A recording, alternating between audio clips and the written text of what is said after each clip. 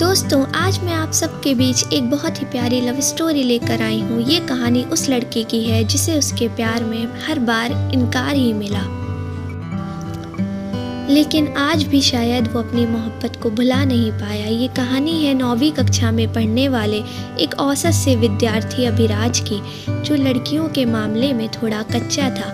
एक दिन उसकी मुलाकात अपनी सहपाठी रागिनी से हुई। रागिनी पढ़ने में बहुत अच्छी और अपने भविष्य के बारे में बहुत सोचने वाली लड़की थी। धीरे धीरे 9वीं कक्षा के अंत तक वो दोनों अच्छे दोस्त बन गए थे और 10वीं में अभिराज ने रागिनी से अपने प्यार का इजहार किया, लेकिन रागिनी ने इनकार कर दिया। पर उसने अभिराज को बड़े ही प्यार से समझाया कि इससे हम दोनों की ज़िंदगी ख़राब हो जाएगी, फिर हम ना ही कक्षा में पढ़ाई कर पाएंगे और ना ही घर पर। अभिराज को रागिनी की ये बात थोड़ी बुरी लगी, लेकिन फिर उसे समझ आ गया कि वह सही कह रही है और उसने अपने भविष्य और पढ़ाई पर ध्यान देना शुरू कर दिया। अब अभिराज किसी भी लड़की से बात नहीं करता था, यहाँ तक कि रागिनी से भी नहीं, क्योंकि कुछ दिन पहले तक रागिनी उसकी क्रश थी और वो आज उसे रिजेक्ट कर चुकी थी। अभिराज इन सब बातों को नज़रअंदाज करता रहा और 10वीं की परीक्षा में मेहनत करके पूरे स्कूल में फर्स्ट आ गया। समय बीतता गया। अब अभिराज लखनऊ के एक कॉलेज से बीटेक करने लगा और वहाँ भी वो किसी लड़की से बात नहीं करता था, क्योंकि रागिनी की कही बातें कहीं ना कहीं उसके दिल में बैठ गई थी और जब भी उससे कोई लड़की बात करने आती तो वो मुंह मोड़ लेता था। अब वो धीरे धीरे अपनी पढ़ाई में और भी अच्छा होता गया। आखिरी में आते आते वो अपने कॉलेज में भी टॉप 10 की लिस्ट में आ गया और उसे कॉलेज से प्लेसमेंट मिल गई। अब वो जॉब करने मुंबई चला गया। मुंबई एक बहुत ही बड़ा शहर है, जहाँ एक मोहल्ले के लोग दूसरे मोहल्ले वाले को नहीं जानते हैं। वहीं जब अभिराज ऑफिस गया तो उसे वहाँ रागिनी दिखी, लेकिन अब रागिनी के लिए उसके दिल में कोई जगह नहीं थी। इसलिए वो हर बार रागिनी से छिपता रहा। इसलिए नहीं कि वो रागिनी से नाराज़ था, बल्कि इसलिए क्योंकि वो उसे फिर से अपनी ज़िंदगी में नहीं आना चाहता था। एक दिन ऑफिस की कैंटीन में रागिनी ने अभिराज को देख लिया और उसके पास जाकर उससे बातें करने लगी। अभिराज के पास भी रागिनी से बात करने के अलावा और कोई विकल्प नहीं था।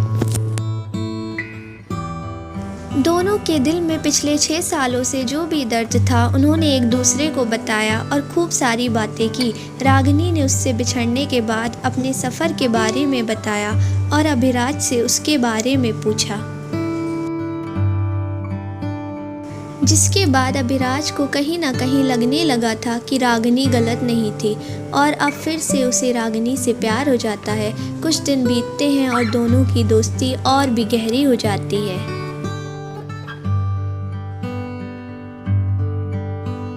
और एक दिन अचानक अभिराज बात करते करते उससे अपने प्यार का इजहार कर देता है, लेकिन रागिनी फिर इनकार कर देती है और जब अभिराज उससे इसकी वजह पूछता है तो वो बताती है कि उसकी शादी तय हो गई है और 1 महीने बाद वो ये नौकरी छोड़ देगी। जब ये बात अभिराज को पता चलती है तो वो एक बार फिर से टूट गया, जिसके बाद वो अपने आप को संभाल नहीं पाया और एक चिट्ठी रागिनी के लिए छोड़कर चला गया। जब रागिनी उस चिट्ठी को पढ़ती है जिसमें लिखा था, मेरी प्यारी रागिनी, मैं तुमसे बहुत प्यार करता हूँ, लेकिन शायद तुम मेरी ज़िंदगी में नहीं हो, इसलिए मैंने तुम्हें 2 बार खोया है।